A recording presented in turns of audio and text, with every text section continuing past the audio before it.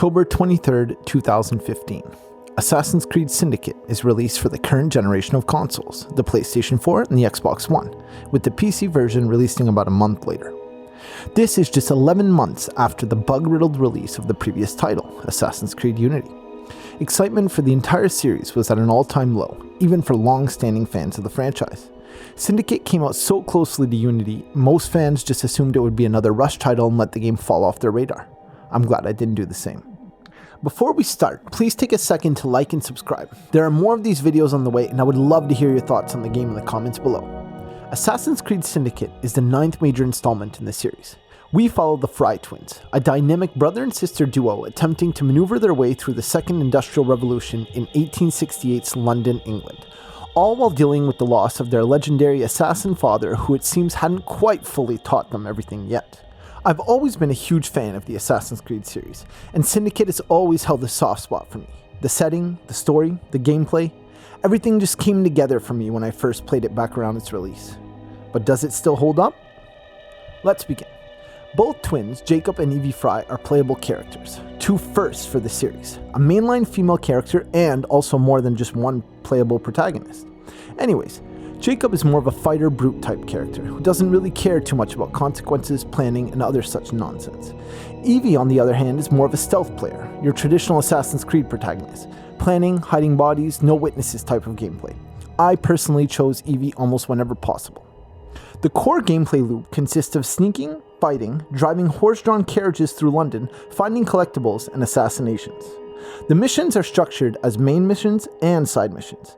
The main missions are there to progress the story. These will usually have the big set pieces, cutscenes, all usually building to a huge Hitman-esque style assassination mission, usually taking place in a huge open area that leaves you the freedom to do things how you'd like. They do follow the core gameplay loop I mentioned previously, but they also add in specific tasks that you complete in order to unlock a unique assassination, which are usually 10 or so times cooler than just a regular in-engine kill. I was always looking forward to the next one of these. My only complaint is there wasn't really enough of them overall. As for the side missions, well, the game calls these memories. Basically, you work with famous characters from history, such as Karl Marx, Queen Victoria, Charles Darwin, and even Winston Churchill, amongst others. Some of the memories have you actively trying to solve huge issues like a war, and sometimes you're simply trying to make an arranged marriage work by kidnapping the bride and having her heroic husband-to-be save her from your clutches. There are also many open-world Ubisoft-style missions. Basically, that's how you're freeing the greater area of Victorian London's 7 boroughs from the Templars. Child liberation is one of the main ones. This mission type has you sneak into a factory and free the children by walking next to them and confidently telling them, "You're free now," or "You don't have to live like this," whether or not you've actually gotten rid of the bosses. These are alright, but I was a bit annoyed near the end of the game, in which you have to have fully cleared 3 different areas of the map before they let you move on to the final sequence. It makes sense for the story, and I didn't have too many left to actually complete, but if I hadn't done most of them since the start of the game, and I was essentially forced to do them to move forward, I don't know how thrilled I'd be with that. The child liberation missions aren't the only capture the area missions. There are also some races, which are actually pretty cool. Like here, they've got you racing a train to its destination. But there's also cart stealing, Templar kidnapping, fight clubs, boat raids, gang wars, gang strongholds, bounty hunting, and more to keep you busy and get you paid. These are all fun the first couple of times, but then they do get quite repetitive. Movement in this game is done well enough. There are some frustrating moments that I'll get into later, but the zipline attachment is one of my favorite things they added to this game. You don't really realize how simple it could be to zip from one roof to another until you have this thing on your tool belt. Quickly climbing up a building to get a synchronization point or open a random quick chest takes seconds, and it's honestly a breath of fresh air compared to the older games in which you're climbing everything from the bottom all the time, and it's tedious and time consuming. Now for the collectibles. First off, there's these helix glitches, which are essentially that, a glitch in the Animus. These are thrown across the map in really specific areas in which you have to perfectly perform the specific movement the developers intended for you to do. Often a zip line from one specific spot to another, but there are so many different zip line spots that it usually results in your player being like a foot away from a helix glitch in the air, having to go back and try again to get it. As for the other collectibles, there's also chests, golden lock chests, synchronization points, vintage beer bottles, historical posters, pressed flowers, royal letters, letters from the front, and secrets of London to collect. These are all just points on a map except for the secrets of London, which require you to read and figure out the location that the text is referencing. If you were to find all of these, the number I've come up with, excluding the synchronization points, is 680. 680 collectibles to be found in Assassin's Creed Syndicate. This gargantuan number of collectibles, the iffy movement, the AI in general, and the glitchiness of the game are basically the reasons I'm not going for 100%. The leveling is a cool, new to this game, involves skill tree based system. The trees are split between combat, stealth, and ecosystem. For approximately the first half of the game or so, unlocking the new available upgrades makes a huge difference in your moment-to-moment gameplay. Faster kills, faster climbing, health boosts, faster carriages, ability to unlock higher-level locks, and more. Essentially, how it works is every 1,000 experience points you earn gives you a skill point, which will let you buy a new skill or save up multiple skill points to buy the higher price skills, which gives you a new power or strengthens one you already had.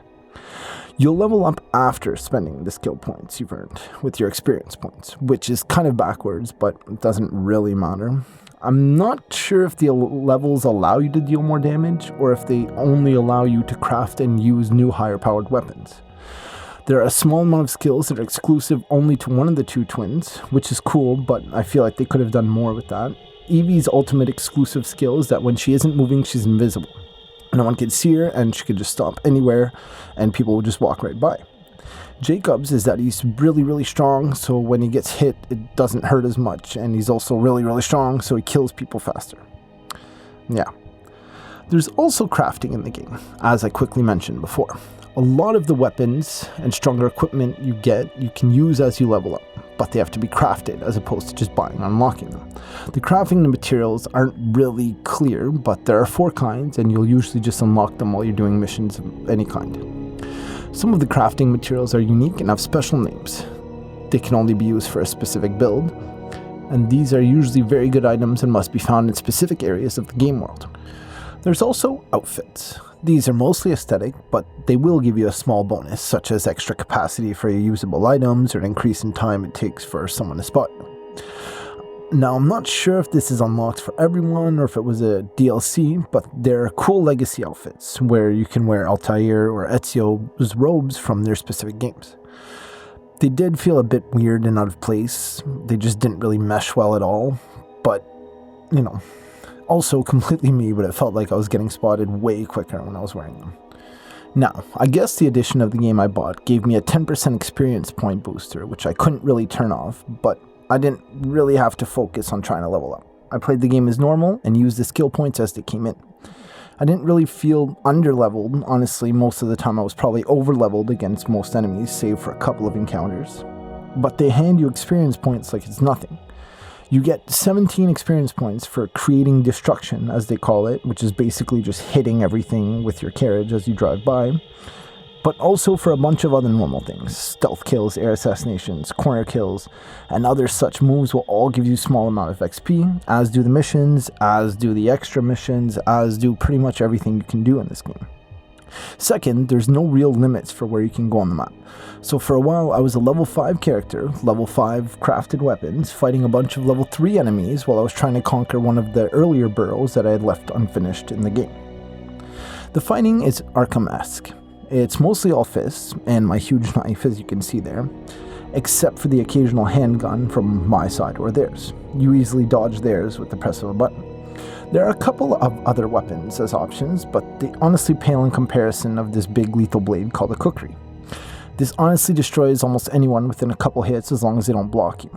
The fighting does get a bit repetitive, as it's essentially hit, counter, or break defense, and then hit again, but it gets the job done. I took some time and tried the other weapon types, and even at level 10 it doesn't really make sense why you would use them when they have that big knife that does such a good job. There are even gang upgrades. These are accessible from the menus and from your super cool always moving train hideout, in which you have a passive income system that can be upgraded and abused to take care of your money problems as early as possible. Basically, you sink all your cash and crafting materials into gaining more money with these upgrades per 30 real-life minutes. This allows you to pick it up from the safe. At sequence 5 out of 9, I was often picking up over £20,000 at a time. Afterwards, the gang upgrades that you can unlock are kind of meh feeling. I didn't really feel like I needed any of them, except for the ones that just increased my money so I could buy everything I wanted. The enemy and police AI is unfortunately very obviously from 2015. You can kill people in front of crowds, no reaction. Oftentimes, enemies will find their coworkers' dead bodies along their predetermined walking routes. They will barely react at all if anything happens in front of them. And sometimes they'll just stop and take a look, but then they'll continue on their path. They don't warn anyone. Sometimes they'll even walk over the body as if it wasn't there. It makes it a bit funner, in my opinion, at times, because you can get away with things that would never actually work. But sometimes it's just like, okay, it's the middle of the day. I'm 20 feet from you. We're staring at each other in an area where I shouldn't be, but they can't see you at all. Late in the game, the movement became frustrating for me. Maybe it's because of the timing of some of the late game missions mattering a lot, or if I was just getting annoyed in general. But even though I had played what I'm assuming to be over 20 hours of this game over the past couple of weeks, every so often Evie or Jacob would just not cooperate with the movements I was expecting them to be performing. Assassin's Creed games have kind of always had this issue in my opinion, so I just thought I should point it out as this isn't the title that removes it. There are also annoying times where you start a mission on the train, and because you're in a mission, it removes the fast travel aspect. And the mission ends up being across the map because the train's always moving. So then you're just stuck jumping off the train and driving 1,000 kilometers in a carriage just to start the mission. I also really enjoyed the soundtrack, and I have linked it below. There are some really cool, whimsical, fun tracks in this game that kind of disappear as soon as you pause the game or you jump off whatever you were doing. That kind of triggered it to start, but it was really cool. At this point, I'm going to discuss some of my favorite or most memorable set pieces in the game. I haven't yet played any of the DLC at this time, but I'm really looking forward to it, and I hope that there's at least a couple of spots that bring out the same emotions as these did. Slight spoilers ahead if you don't want to be spoiled, but if you're truly watching to this point in the video, I'm sure you don't mind too much. There's a late game part in which the building you're in catches fire. You have to make your way out, which is this beautiful panic-ridden moment. The World War I area of the game is kind of short, and a lot more could have been done with it, but it was really awesome and surprising to see it in a game about a completely different time period. There's also those Hitman-esque style missions I was talking about, so the bank heist and the doctor's office assassinations. I found those really cool, and they really scratch that Hitman type prep your mission before you're doing it. Finally, just going through the city streets at any time of day. They really did an amazing job with recreating this time period, and I often found myself just absorbing the masterfully built city I was making my way through. Finally, I want to specify what I actually did in-game for this review. So I'd beaten Assassin's Creed Syndicate when it first came out, but I never played through any of the DLC. This time around, I bought the Gold Edition on Xbox, which includes the Season Pass and a couple of other extras. During the time I played, I completed all main game and side missions, liberated almost all the districts, unlocked all the skills and the gang upgrades, did not get 100% synchronization, and I did not attempt to collect all 680 collectibles. In the future, I'll be going back to finish all the DLC, including the PS4 exclusive Dreadful Crimes, which I may have to load up on my PS4, play all the way to Sequence 3 to access, but might actually be worth it. All in all, I really enjoyed my second run through of Assassin's Creed Syndicate, and I look forward to playing through the DLCs. This game was certainly a bit affected by the controversy surrounding Unity, and I'll be the first to admit it isn't a perfect title. But I think if it would have came out before Unity, or even a couple years after it, it would have had time to create and cement its own legacy. I do think it's worth a playthrough, and it definitely holds its own as a mainline Assassin's Creed title.